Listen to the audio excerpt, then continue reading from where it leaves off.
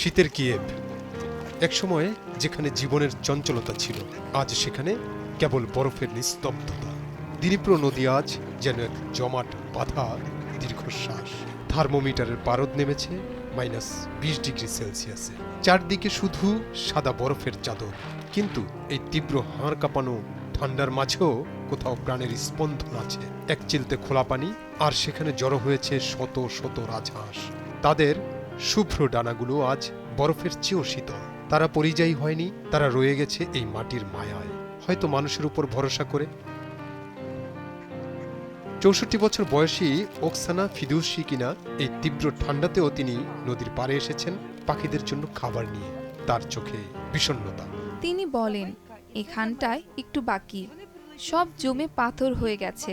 পাখিগুলো তো এখানে উড়ে এসেছে আশ্রয়ের আশায়। তারা ২০ ডিগ্রি শীত হয়তো সয়ে নেয়, কিন্তু খাবার ছাড়া ওরা বড় অসহায়।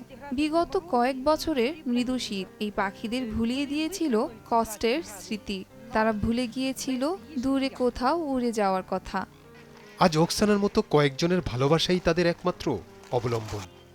কিন্তু যুদ্ধের এই সময়ও মানুষের নিজেরই যেখানে টিকে থাকা দায়, সেখানেই অবুঝ প্রাণীদের দিকে হাত বাড়ানোর মতো মানুষ আজ বড্ড কম।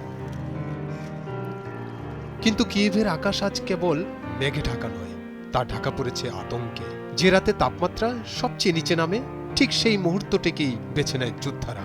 রাশিয়ার ৪৫০টি ড্রোন আর ৬০টিরও বেশি মিসাইল ধেয়ে আসে ইউক্রেনের জ্বালানি অবকাঠামোর দিকে।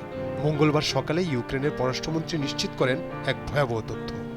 মেয়র ভিটালি কিটোস্কো জানান, কিয়েভের ১১৭০টি আবাসিক ভবন এখন পুরোপুরি হিটিং বা তাপহীন অবস্থায় রয়েছে। কল্পনা করুন সেই বৃদ্ধ মানুষটির কথা, কিংবা সেই ছোট্ট শিশুটির কথা যাদের ঘরে আজ কোনো উষ্ণতা নেই, বাইরে বরফ, ভেতরেও বরফ, বিদ্যুৎ নেই, পানি নেই, আছে শুধু এক অনিশ্চিত রাত। এই হাড় কাঁপানো শীত আর অবিরাম কামানের গর্জন সব মিলে কিয়েভে আজ রণক্ষেত্র। রাজহাঁসগুলো যেমন এক চিলতে খোলা পানির জন্য লড়াই করছে, কিয়েভের মানুষগুলোও তেমনি লড়াই করছে বুক ভরা নিঃশ্বাসের জন্য, সামান্য একটু উষ্ণতার জন্য।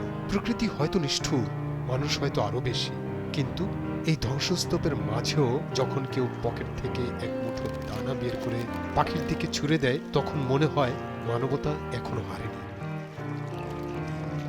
দিনিপ্রোর বরফ একদিন গলবে, রাজহাঁসগুলো আবার ডানা ঝাপটাবে মুক্ত আকাশে, কিয়েভ ফিরবে তার পুরনো ছন্দে।